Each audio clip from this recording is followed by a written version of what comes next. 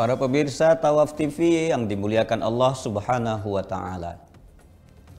Yang kedua, Al-Qur'anu gharibun fi baini qaumin la yaqra'una fih. Tantangan kita berikutnya itu adalah adanya Al-Qur'an di rumah kita. Tetapi Al-Qur'an itu jarang dibaca, jarang disentuh.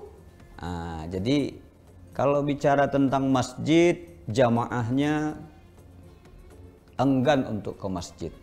Kalau bicara Al-Quran di rumah, yang punya rumah tidak menyentuh itu Quran atau tidak membaca itu Quran. Ini salah satu di antara persoalan yang paling kita takutkan.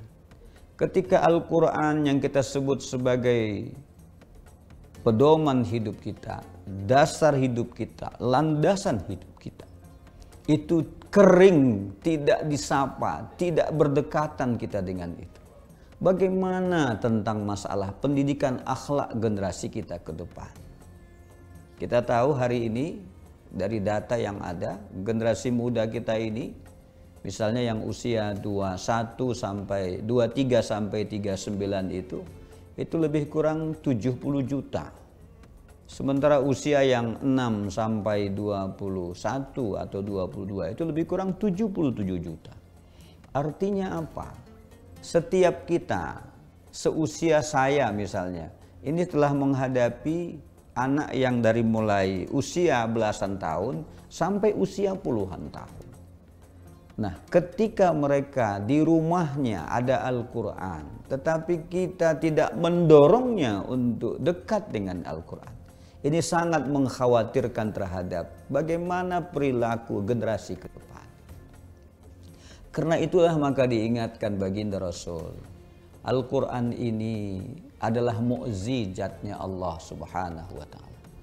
Al-Quran itu tidak diambil atau tidak ditarik meskipun Rasul sudah wafat. Karena itu dalam sebuah hadis yang lain Rasul pernah bersabda, laqad taraktu fikum amrayn. Aku tinggalkan kepada kamu dua perkara. Ma in tamassaktum bihima lan tadillu abada. Kitab Allah wa sunnat Rasul. Jika kamu berpegang teguh kepada kedua warisan itu, kamu tidak akan pernah sesat selama-lamanya. Itulah Al-Quran dan sunnah Rasulullah Sallallahu Alaihi Wasallam. Para pemirsa yang dimuliakan Allah Subhanahu Wa Taala, ini menjadi catatan kita. Al-Quran adalah dasar membentuk kepribadian, adalah sumber membentuk akhlakul karimah. Karena itu bersyukurlah Bapak dan saudaraku semua ketika anak-anaknya dekat Al-Quran. Ketika anak-anaknya menjadi penghafal Al-Quran, Allahu Akbar. Ketika anak-anaknya mau nyantri untuk mendalami Al-Quran, bersyukurlah kepada Allah Subhanahu wa Ta'ala. Karena mereka nanti insya Allah pada saat Indonesia emas 2045 akan datang. Jika sekarang mereka berusia misalnya 20, maka pada saat tahun 2045 usianya pada waktu itu adalah usia yang produktif. Boleh jadi ada di antara mereka yang akan menjadi legislatif, menjadi eksekutif, dan bukan tidak mungkin mereka lah nanti yang akan menyusun undang-undang dan melaksanakan undang-undang di negara ini yang di dalam hatinya sudah dekat dengan Al-Quran. Yang ketiga adalah Al-Quran. Al-Quran itu berada di rumah kita. Al-Quran fi baini qaumin. Ada Al-Quran di rumah kita, tapi qaumin fasik. Tapi yang di rumah itu adalah orang-orang yang fasik.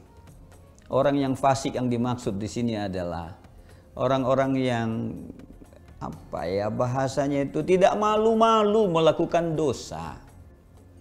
Para pemirsa, hari ini kan dalam tanda kutip orang mengumbar sesuatu aib keluarga itu sudah tidak malu-malu gitu. Memposting sesuatu terhadap dirinya meskipun dalam tanda kutip sesungguhnya itu tidak perlu dipamerkan, itu sesuatu yang biasa gitu.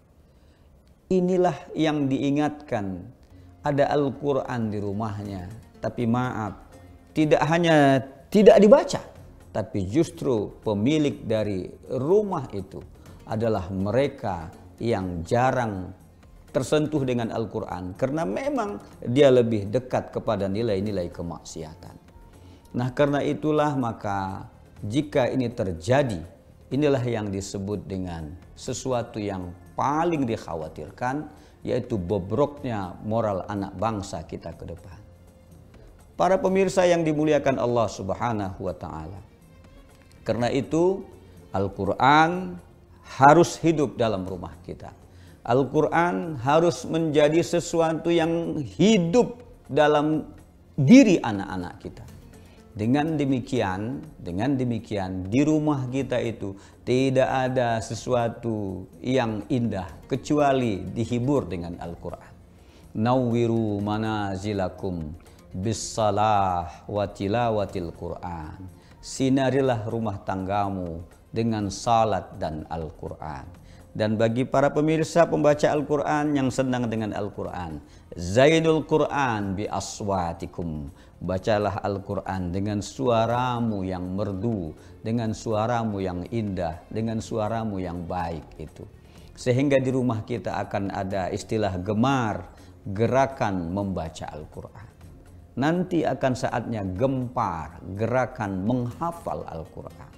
Nanti akan ada saatnya orang akan bergetar, gerakan mengerti Al-Quran. Sampai pada saatnya nanti kita akan mendapat gelar gerakan berperilaku Al-Quran. Jadi tolong dicatat para pemirsa, saya ingin mengajak kita bahwa untuk menjadi duta akhlak bangsa ke depan, masjid kaitan dengan komunitas kita, kaitan dengan jamaah kita, Al-Quran kaitan dengan pembinaan generasi di rumah tangga kita. Dua-dua ini menjadi sesuatu yang paling pokok untuk kita pertahankan.